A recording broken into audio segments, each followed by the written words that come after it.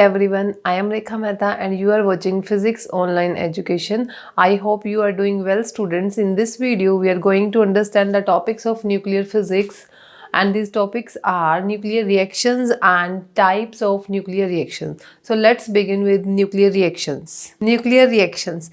Nuclear reaction एक ऐसी process है जिसके अंदर अगर हम किसी सब्सटेंस के न्यूक्लियस के ऊपर कोई fast moving highly energetic particle को अगर हम बॉम्बार्ड कराएं, ठीक है, तो जो हमारे पास सब्सटेंस का न्यूक्लियस है उसकी कंपोजिशन और एनर्जी के अंदर चेंज आएगा, ठीक है। तो जो हमें रिएक्टेंट साइड में जो न्यूक्लियस था जिसको हमने बॉम्बार्ड कराया था किसी हाई फास्ट मूविंग पार्टिकल के साथ, ठीक है, उसकी एनर्जी और जो हमारे पास प्रोडक्ट में जो न्यूक्लियस मिलेगा उसकी एनर्जी क्या होगी, डिफरेंट होगी, ठीक है।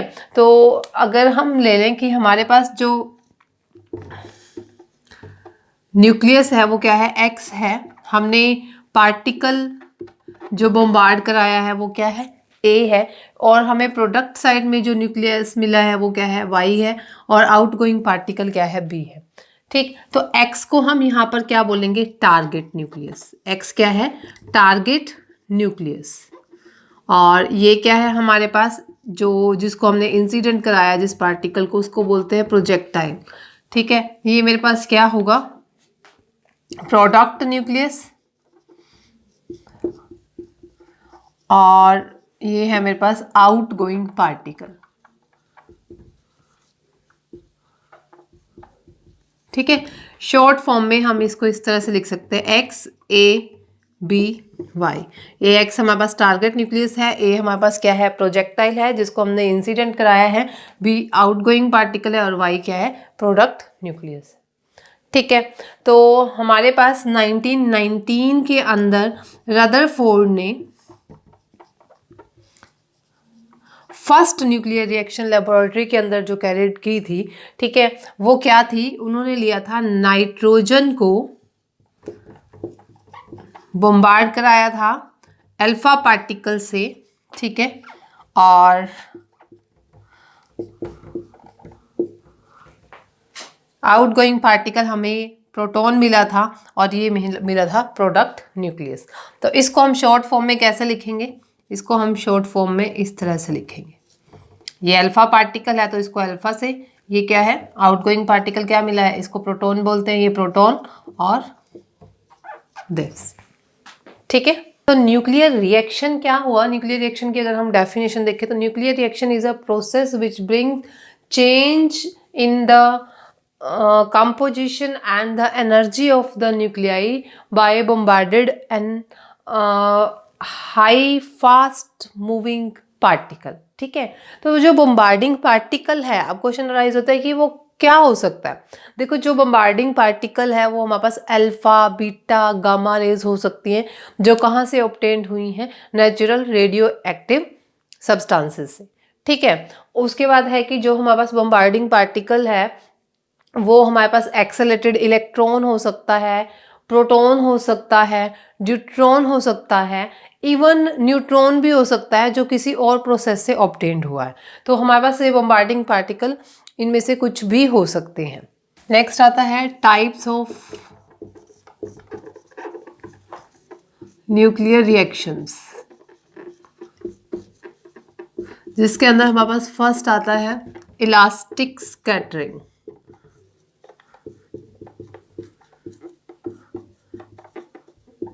इलास्टिक स्कैटरिंग हमारे पास वो न्यूक्लियर रिएक्शन जिसके अंदर जो हमारे पास एनर्जी का लॉस नहीं होता, ठीक है।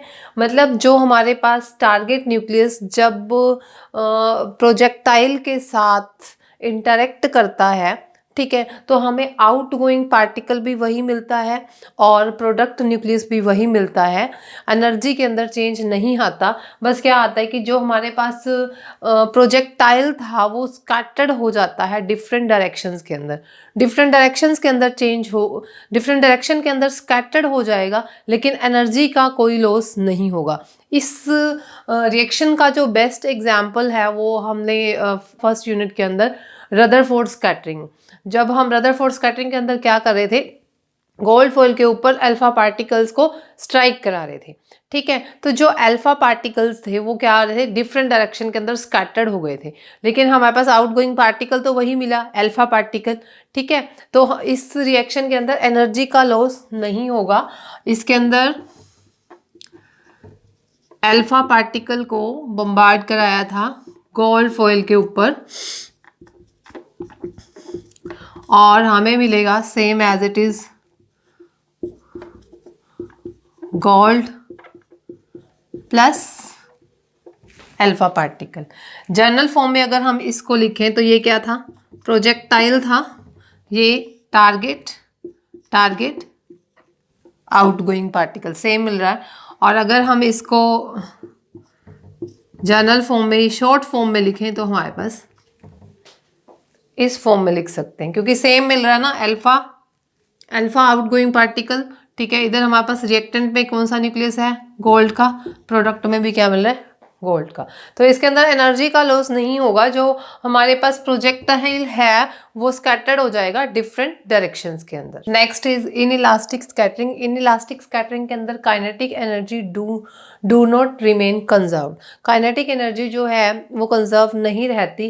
क्या होता है इसके अंदर, जो हमारे पास प्रोजेक्टाइल है, प्रोजेक्टाइल की जो काइनेटिक एनर्जी है, जो प्रोजेक्टाइल की काइनेटिक एनर्जी का कुछ पार्ट हमारे पास कौन ले लेता है, टारगेट न्यूक्लियस। ठीक है, टारगेट न्यूक्लियस उसकी काइनेटिक एनर्जी का कुछ पार्ट लेकर खुद कहाँ चला जाता है, अपनी एक्साइटेड स्टेट में। फिर अपनी एक्साइटेड स्टेट में वो ज़्यादा देर तक नहीं रह सकता। ठीक है, एक्साइटेड स्टेट से वापस कहाँ आता है, अपनी ग्राउंड स्टेट में। तो जब वापस अपनी ग्राउंड स्टेट में आता है तो गामा रेज को इमिट करता है। ठीक है, इसका एग्जाम्पल है, हमने लिथियम का एग्जाम्पल लिया, इसको बम्बार्ड कराया प्रोटॉन के साथ, लिथियम कहाँ चला जाएगा, अपनी एक्साइटेड स्टेट में। ठीक है, ये जो स्टार है ये किसको शो कर रहा है, एक्साइटेड स्टेट को। तो एक्साइटेड स्टेट से वापस कहाँ आएगा, अपनी ग्राउंड स्टेट में। जब वापस अपनी ग्राउंड स्टेट में आएगा तो क्या कर देगा, गामा रेज को इमिट कर देगा। इस केस में आउटगोइंग पार्टिकल सेम रहता है। हमारे पास क्या था, लिथियम। ठीक है, उसको बम्बार्ड कराया प्रोटॉन से, प्रोटॉन की काइनेटिक एनर्जी का कुछ पार्ट लिथियम ने लिया और खुद एक्साइटेड स्टेट में चला गया।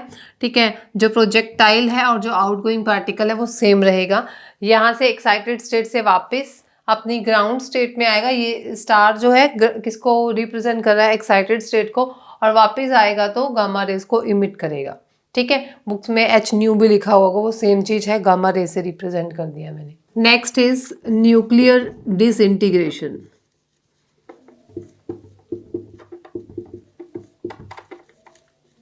अभी पीछे जो हमने रिएक्शंस लिखी हैं, इलास्टिक स्कैटरिंग और इनइलास्टिक स्कैटरिंग, उसके अंदर अगर आप देखोगे तो जो हमारे पास आउटगोइंग पार्टिकल था और जो प्रोजेक्टाइल था वो सेम ही रह रहे थे दोनों केसेस के अंदर।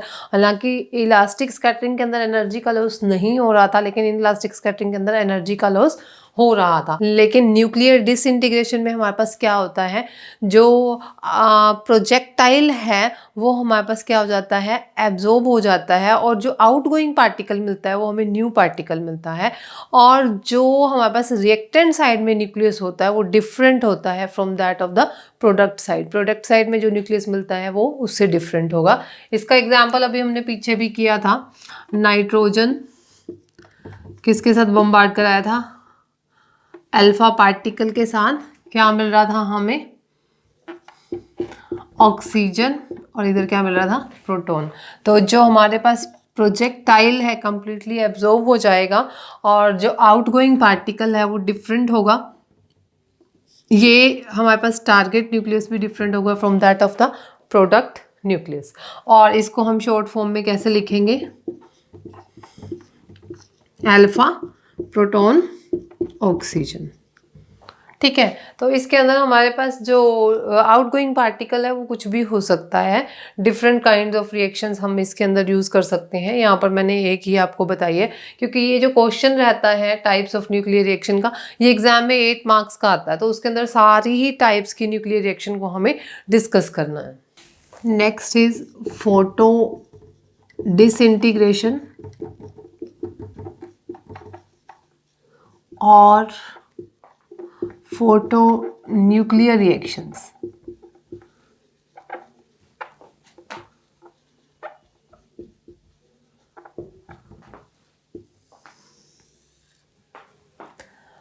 फोटो डिसइंटीग्रेशन और फोटो न्यूक्लियर रिएक्शन, इस के अंदर हम क्या करते हैं, हाईली जो एनर्जी वाली गामा रेज हैं उसको हम टारगेट न्यूक्लियस पे क्या करवाते हैं, फोल करवाते हैं। तो हमारे पास जो आउटगोइंग पार्टिकल होगा वो या तो हमें प्रोटॉन मिलेगा या हमें क्या मिलेगा, न्यूट्रॉन मिलेगा। ठीक है, तो इसका एग्जाम्पल हम लेते हैं एल्यूमिनियम, ये गामा रेज, हमें यहाँ पर क्या मिलेगा,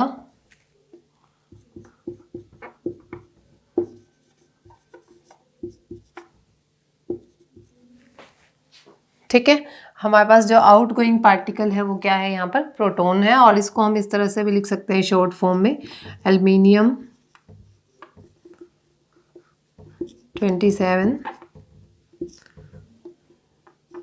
गामा रे फोटोन, यहाँ पे क्या मिलेगा, प्रोटॉन, और मैग्नीशियम 26। इस तरह की रिएक्शन को प्रोड्यूस करवाने के लिए जो हमारे पास एनर्जी है गामा रे फोटोन की, वो क्या होनी चाहिए, must be greater than the binding energy of the outgoing particle. ठीक है, ये कंडीशन है कि हमारे पास जो एनर्जी है इंसिडेंट फोटोन की must be greater than the binding energy of the outgoing particle, तभी ये रिएक्शन प्रोड्यूस होगी। Next is radiative capture.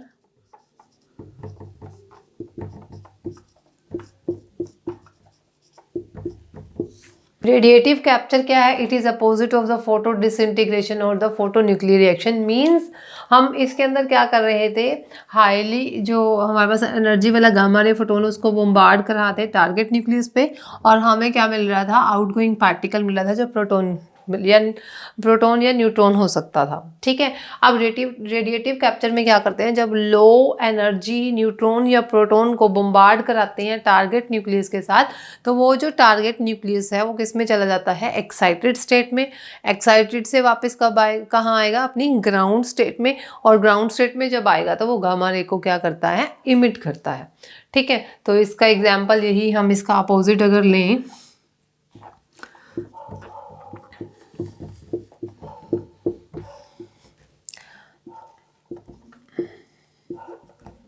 इसको कहाँ छोड़ेगा, ये एक्साइटेड स्टेट में। तो एक्साइटेड स्टेट के लिए हमने क्या लगाया था, स्टार। ठीक है, एक्साइटेड से ये वापस कहाँ आएगा, अपनी ग्राउंड स्टेट में, और जब ग्राउंड स्टेट में आएगा तो गामा रेज को इमिट करेगा। Next is direct reaction.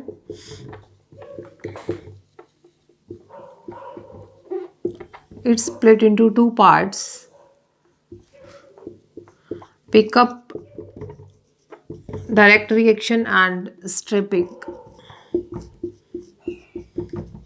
ठीक है, पिकअप डायरेक्ट रिएक्शन के अंदर क्या होता है, जब प्रोजेक्टाइल टारगेट न्यूक्लियस के साथ कोलाइड करता है तो प्रोजेक्टाइल क्या करता है, प्रोजेक्टाइल इमीडिएटली उसके एक न्यूक्लियंस को उसमें से क्या कर लेता है, पुल आउट कर लेता है। ठीक है, मतलब जो हमारे पास टारगेट न्यूक्लियस है उसका एक न्यूक्लियन क्या हो जाएगा, कम हो जाएगा। ठीक है, इसका एग्जाम्पल क्या है, प्रोटॉन, हम पोटेशियम ले रहे हैं,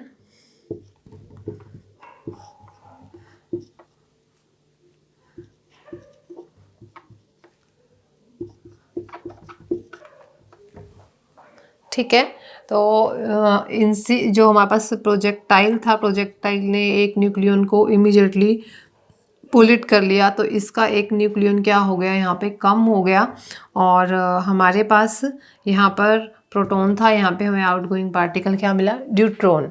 ठीक है, अब इस अगर हमें इस रिएक्शन को भी करवाना है तो इस रिएक्शन की कंडीशन क्या है, जो डी ब्रोगली वेवलेंथ होगी किसकी, प्रोजेक्टाइल की, must be equal to the average spacing between the nucleons of the target nucleus. जो टारगेट न्यूक्लियस के न्यूक्लियंस हैं उनकी एवरेज स्पेसिंग के इक्वल होनी चाहिए इसकी ड्यूई ब्रोगली वेवलेंथ, बिकॉज जो इंटरेक्शन है वो सिर्फ एक ही न्यूक्लियन तक लिमिटेड रहे। ठीक है, मतलब ये कहने का मतलब ये है कि इसके न्यूक्लियंस में से सिर्फ एक ही न्यूक्लियंस को वो इमीडिएटली जो है पुल आउट कर दे। वो इंटरेक्शन लिमिटेड होनी चाहिए एक न्यूक्लियन तक, उसके लिए फिर ये कंडीशन होनी चाहिए। Next is stripping reaction. It is the inverse of pickup reaction. इसके अंदर क्या है, हम जो प्रोजेक्टाइल है ऐसा लेते हैं जिसके अंदर एक से ज़्यादा न्यूक्लियंस हों। जब उसको हम टारगेट कराते हैं, जब उसको हम इंसिडेंट कराते हैं टारगेट न्यूक्लियस पे, तो वो अपना एक न्यूक्लियन क्या कर देता है, लूज कर देता है। किसको दे देता है, टारगेट न्यूक्लियस को। तो इसका एग्जाम्पल क्या है, हम कॉपर का एग्जाम्पल लेते हैं।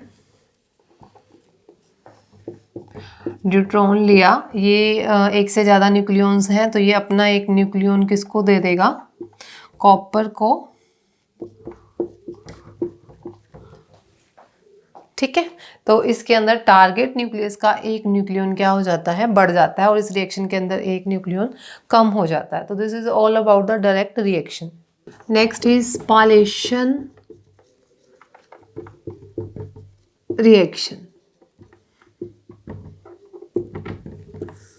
इसके अंदर क्या है, जब टारगेट जो है इंटरेक्ट करता है प्रोजेक्टाइल से, तो जो टारगेट है वो स्प्लिट हो जाता है into the small number of masses. ठीक है, और उसके साथ हमारे पास इजेक्टेड आउट होते हैं नंबर ऑफ न्यूट्रॉन्स। तो इसका बेस्ट एग्जांपल क्या है, जो फिजन प्रोसेस हम देखते आ रहे हैं, यूरेनियम का एग्जांपल ले लें अगर हम,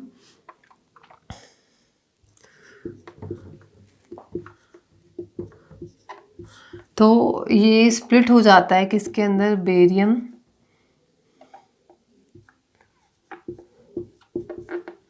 प्लस क्रिप्टॉन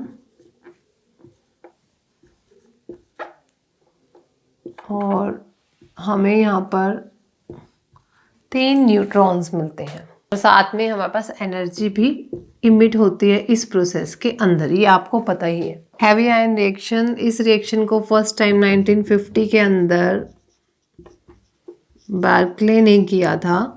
ठीक है, और ये रिएक्शन के अंदर क्या होता है, जो प्रोजेक्टाइल होता है वो हैवियर होता है देन द अल्फा पार्टिकल। तो इसके अंदर हम क्या लेकर चल रहे हैं, एग्जाम्पल एल्युमिनियम टारगेट न्यूक्लियस है। ठीक है, और जो कार्बन है वो प्रोजेक्टाइल है। हमें क्या मिलेगा यहाँ पर, और neutron. So this is all about the nuclear reactions and its types. In our next lecture we will discuss about the conservation laws and the Q value of the nuclear reaction. Thank you.